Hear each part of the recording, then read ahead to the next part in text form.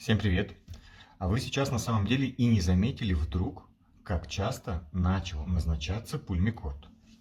Кашлянул лишний раз, чихнул лишний раз, пыль на какую-то среагировал, вышел на улицу, закашлялся, сразу пульмикорд, чуть подольше покашлял, сразу пульмикорд, ночью закашлялся, сразу пульмикорд. Это нормальные факторы раздражения. Ночью активируется блуждающий нерв, будем закашливаться. Холодный воздух – раздражение слизистой. Пыль – раздражение слизистой. Вы что хотите? Ладно, хорошо. Бронхиальный компонент? Бронхоспазм? Вы серьезно? Отек? Аллергический компонент? При бронхите? У каждого второго? Я прошу прощения, это не соответствует действительности.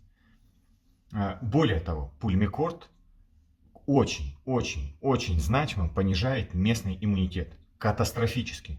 2, 3, 4 дня. Неплохо. Сняли острую ситуацию, пожалуйста, убрали его. Но не больше. Ни неделями, ни месяцами. После этого вы удивляетесь, бронхит, бронхиальная астма? Так это вы сами. Вы сами привозите или ребенку, или себе, или кого вы там лечите бронхиальную астму. Пожалуйста, только в остром периоде и только благодаря классным назначениям, а не вот это пожизненное повсеместное распространение.